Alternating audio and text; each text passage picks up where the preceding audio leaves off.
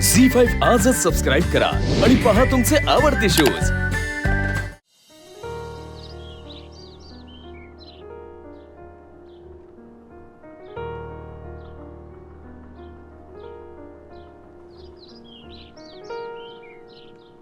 देवी, तुला तर सगळं माहिती आहे। माझ्या घरात काय चाललंय सगळं माहिती आहे तुला। ती भुवनेश्वरी नावाची पिढा जोवर माझ्या घराबाहेर जात नाही तोवर माझ्या घरात काही शांतता लाभणार नाही हे मला कळून चुकलंय। मला तिचं तोंड सुद्धा बघायची इच्छा होत नाही, पण आता मी तिच्याशी लग्न करायचा विचार केलाय। आणि हा विचार मी फक्त अधिपतीचा संसार पुन्हा नीट सुरू व्हावा, अक्षरा घरी परत यावी यासाठी केलाय। अक्षराला परत आणण्यासाठी भुवनेश्वरी सर्वतोपरी प्रयत्न करेल, म्हणजे करायलाच हवेत तिनं प्रयत्न। पण अक्षरा घरी येण्याआधी मला तिला सावध करावं लागेल, कारण भुवनेश्वरी सगळीकडून तिला अडकवायचा प्रयत्न करेल हे माझ्या लक्षात आलंय। काहीही झालं तरी आता भुवनेश्वरीच्या कुठल्याही ट्रॅपमध्ये मी अक्षराला अडकू देणार नाही। देवी, मला शक्ती दे, सगळं सुरळीत होईल, सगळं नीट होईल आणि अक्षराला मी घरी परत आणू शकेन।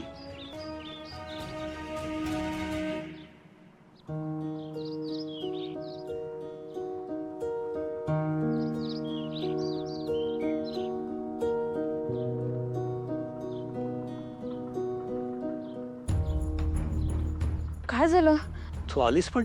हो, मी तुम्ही अर्जंटली बोलवलं म्हणून आले। काय झालंय? सगळं ठीक आहे ना? तब्येत ठीक आहे ना तुमची? नाही, सगळं सगळं ठीक आहे बाळा, काही टेन्शन घेण्यासारखं काही नाहीये। मला महत्त्वाचं बोलायचं होतं तुझ्याशी, म्हणून मी तुला एवढ्या अर्जंटली बोलवलं इकडे। काय काय बोलायचंय? तू घाबरू नको, काळजीचं काही नाहीये, पण तुला सावध राहावं लागेल। आणि मी तुला हे भेटून सांगणं गरजेचं वाटलं मला, म्हणून तुला मी बोलवलं इकडे। काय आहे, भुवनेश्वरीनं तिचा हुकमी एक्का पाठवलाय तुझ्या घरी आज। हुकमी म्हणजे काय बोलताय? मला कळलं नाही, काय झालंय? आई येतात तुला न्यायला तुझ्या घरी। आजी? आजी घरी येतात माझ्या मला न्यायला? हो बाळा, एवढ्यानं पोचल्या सुद्धा असतील त्या। बापरे, मम्मी मी काय करू आता? अक्षरा खूप विचारपूर्वक खेळलेली खेळी आहे ही भुवनेश्वरीची।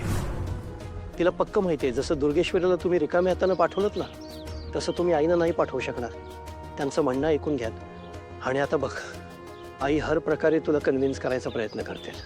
मग आता मी काय करू? मी काय करू म्हणजे? मी काय बोलू आजीशी? मला काही सुचतच नाही बाबा। मी नाही कसं म्हणू त्यांना? अक्षरा, तू असं नको बोलू बाळा। आपलं ठरलंय ना, आपल्याला जे हवंय ते करायसाठी आपल्याला स्ट्रॅटेजीने वागावं लागेल। बाबा बरोबर आहे, पण मला जेव्हा आजी म्हणतील की चल माझ्या बरोबर घरी, तेव्हा मी त्यांना काय सांगू? मला नाही सुचणार काय बोलायचं। बाबा आजी आलेत, मी आजींचा शब्द कसा मोडू? अक्षरा, मोडावं लागेल तुला शब्द। काय? हो, मोड शब्द। तू नको येऊ आईंच्या बरोबर घरी। नाही बाबा, हे नाही होणार, असं नाही होणार।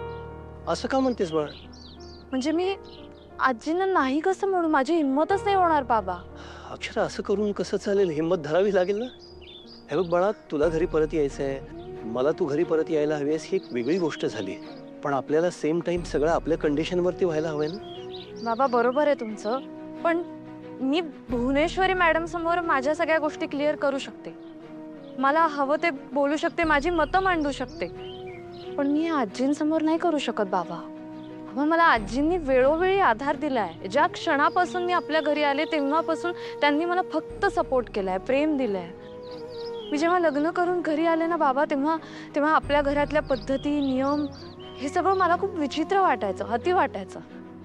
कुणाशी बोलायचं काही कळायचं नाही। त्यात माझं आणि अधिपतींचं काहीच कम्युनिकेशन नव्हतं। आमचं लग्न काय परिस्थितीत झालं तुम्हालाही माहिती आहे, आणि मला तुमच्याविषयी फारशी माहिती नव्हती। म्हणजे तुम्ही तुमच्याच खोलीत का असता, कधीच बाहेर का येत नाही, ह्याची उत्तरं मला हळूहळू मिळायला लागली। मग मी तुम्हाला खोलीतून बाहेर आणण्याचा प्रयत्न केला आणि मग आपलं बोलणं सुरू झालं। सगळं खूप नंतर झालं बाबा। तोपर्यंत मी खूप एकटी होते आणि मला आजींनीच आधार दिलाय। आजींनी मला सांभाळलंय।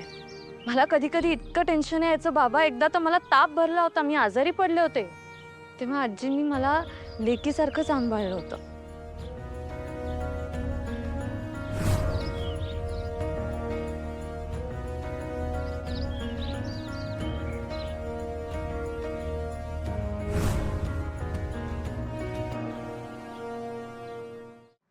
भुवनेश्वरी मॅडमचे आणि माझे कितीही वाद झालेत तरी आजींनी मला नेहमी सपोर्ट केलाय.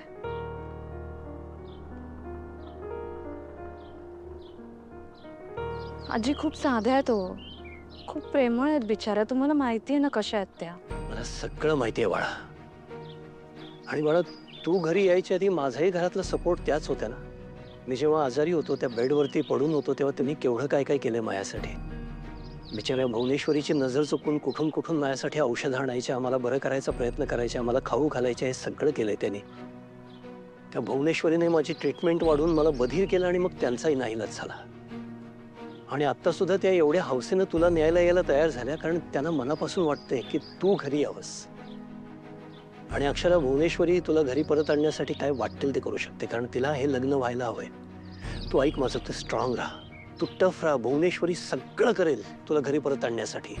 आता या क्षणी मात्र भुवनेश्वरीला जे हवंय ना ते होऊ द्यायचं नाही आपण. ती ज्या ज्या म्हणून खेळ्या करते त्या सगळ्या परतवून लावायच्या आहेत आपण.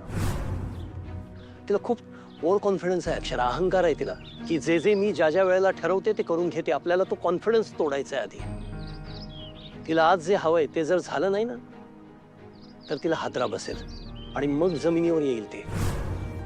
त्यामुळे बाळा, आता आई येऊ देत, स्वतः अधिपती येऊ दे किंवा ती भुवनेश्वरी हात जोडून येऊ दे, तू परत यायचं नाहीये जोपर्यंत तुझ्या सगळ्या अटी मान्य होत नाहीत, त्या पूर्ण होत नाहीत. बाबा, बाळा, आता पळबिण नको. माझं म्हणणं समजून घे. ही एकच संधी आहे तुला तुझ्या मागण्या पूर्ण करून घेण्याची. आणि बाळा, एकतर आईंची स्वतःची इच्छा आहे तू परत यावंस. त्यात भुवनेश्वरीनं व्यवस्थित घोकंपट्टी करून घेतलेली असणार, काय बोलायचं, कसं बोलायचं. त्यामुळं आई इमोशनल होऊन सगळ्या तऱ्हेचे प्रयत्न करतील. तू इमोशनल नको हो. पण बाबा, मी समजा असं केलं तर भुवनेश्वरी मॅडम किती चिडतील. त्या अजूनच काहीतरी कारस्थान करतील. ती चिडेल हे मान्य आहे, पण ती कितीही चिडली ना तरी या वेळेला ती तुला काही त्रास देऊ नाही शकत. म्हणजे अक्षरा, तिला हे लग्न इतकं हवंय ना की आता ती तुला दुखावणार नाही, ती अफोर्डच नाही करू शकत. तू जे म्हणशील ते सगळं मान्य करावं लागेल तिला. बाबा, मला पटतंय तुमचं म्हणणं. मला फक्त आजींना नाही म्हणणं जड जाणार आहे. पण अक्षरा, तुला आईनं नाही म्हणावंच लागेल, पर्याय नाहीये.